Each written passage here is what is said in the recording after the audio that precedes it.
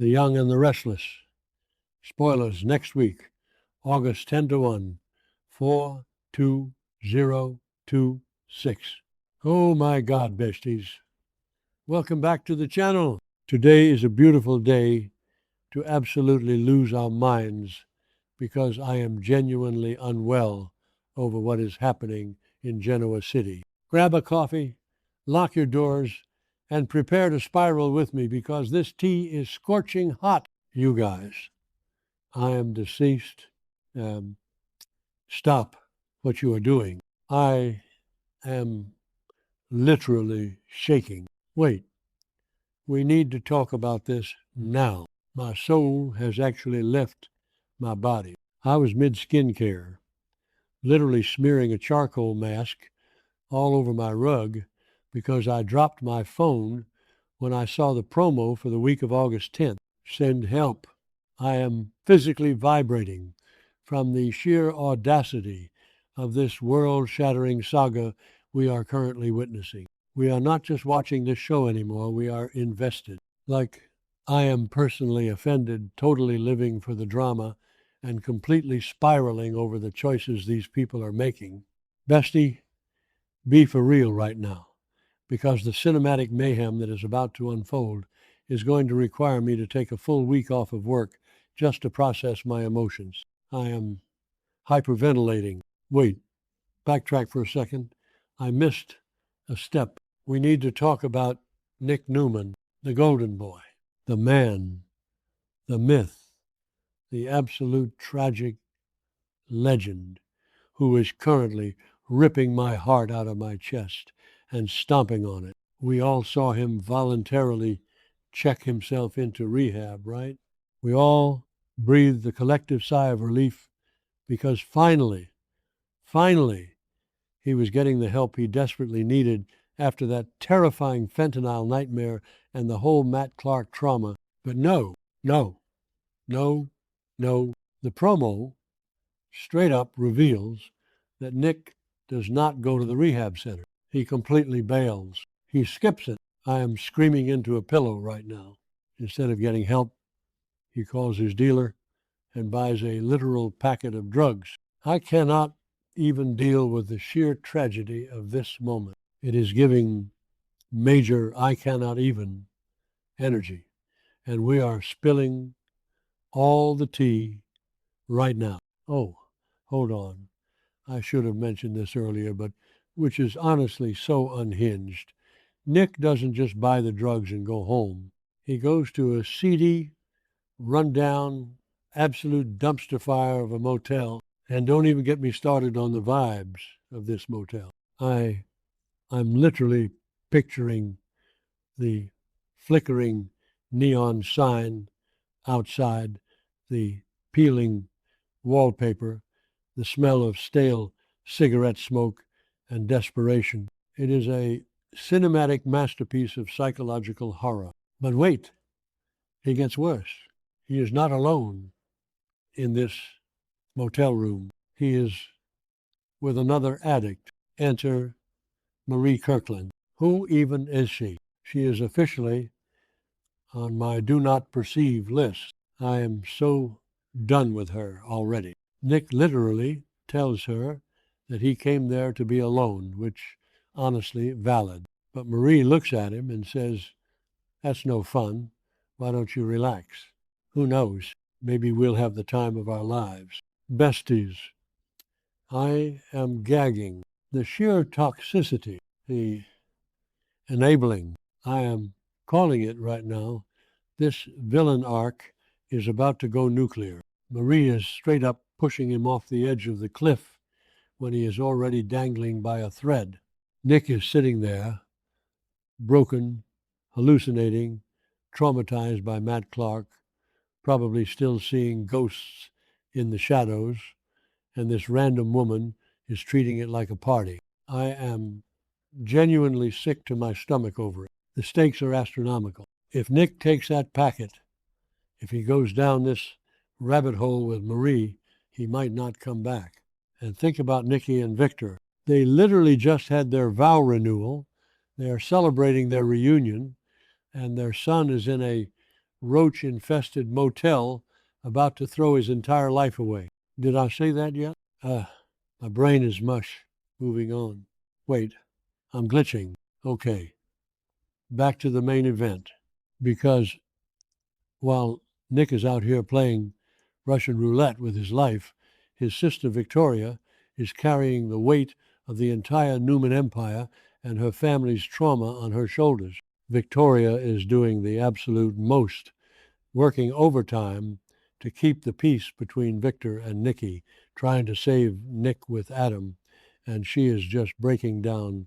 We see her at Crimson Lights, and she is crying. Victoria Newman, the ice queen, the corporate powerhouse, is openly weeping in a coffee shop because her brother is missing. I felt that in my soul. I literally had to yeet my phone across the room because seeing Victoria that vulnerable is just too much to handle. And then, who happens to be at Crimson Lights, who swoops in like a knight in shining, albeit highly problematic armor. Kyle Abbott, besties. I am screaming. Kyle sees her crying, and he doesn't even hesitate. He immediately pulls her into this deep, emotional, desperate hug. And the way they hold each other, it wasn't just a friendly pat on the back. It was a, I am anchoring you to the earth right now kind of hug. And when they pull away, stop, the eye contact, the lingering stares, the absolute, undeniable electric spark that passes between them.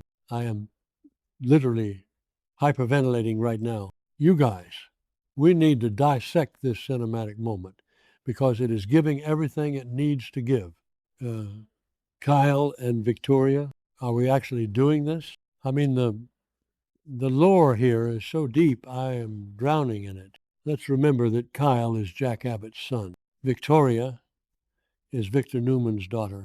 Victor literally just kidnapped Jack and almost got him killed. Kyle has been plotting a highly dangerous, unhinged revenge scheme with Patty Williams to destroy Victor.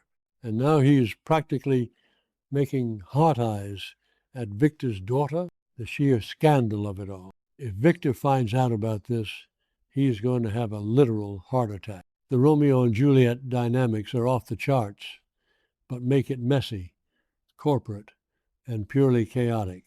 I am completely veering off into a random tangent here, but did you notice the lighting in Crimson Lights during that scene? It was so moody, so atmospheric, like the universe was literally spotlighting their forbidden chemistry. And the way Victoria was clutching his jacket, genuinely, I need an oxygen tank.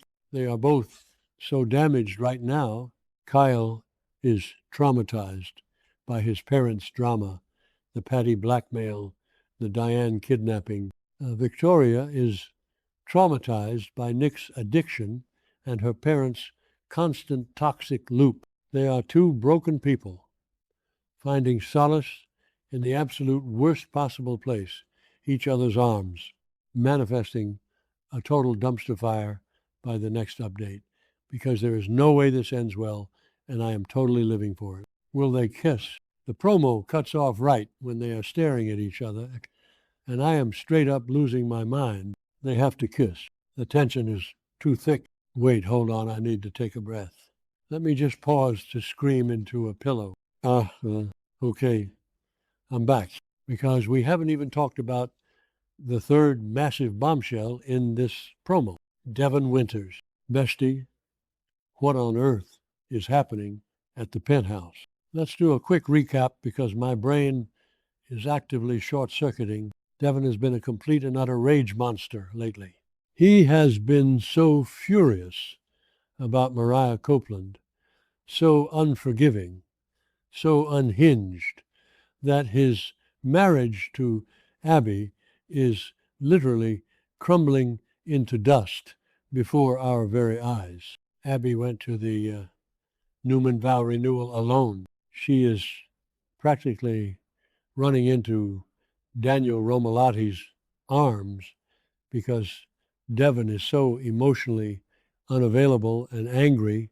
We have watched Devon snap at everyone, alienate his family, and just be an overall dark cloud of resentment. But in this promo, Devon gathers Abby, Lily, and Nate at Lily's penthouse, and he is smiling. He has a huge, beaming, radiant smile on his face.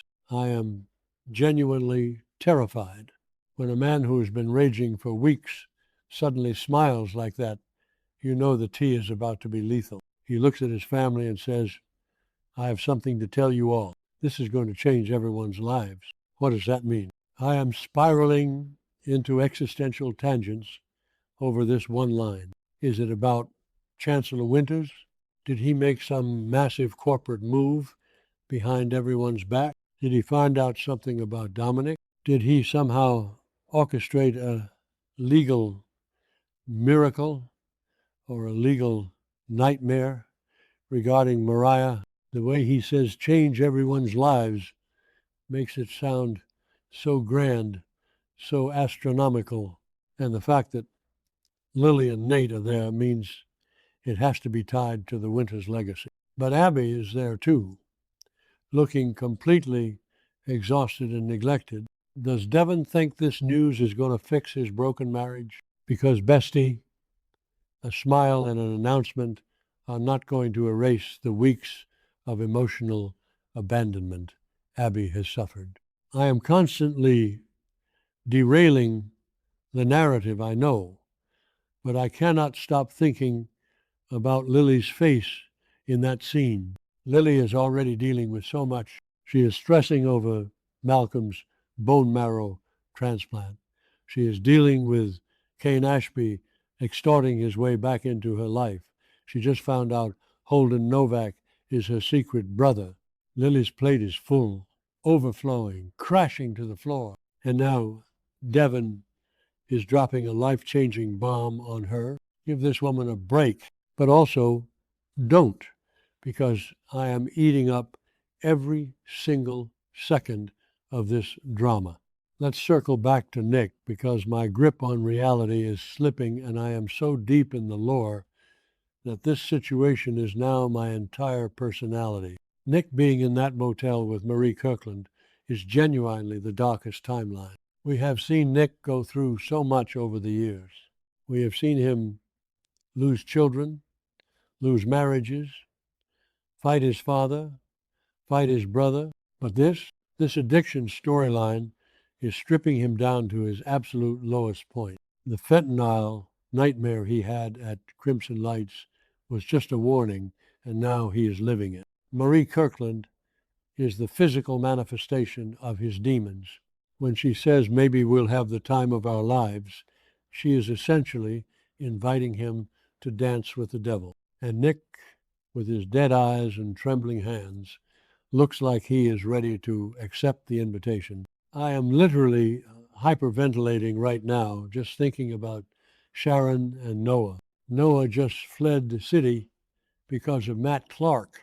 Sharon is trying to hold it together. If Nick overdoses in that motel, it will destroy the entire Newman family. And Adam has been trying so hard to save him. Victoria and Adam teaming up was the one glimmer of hope we had.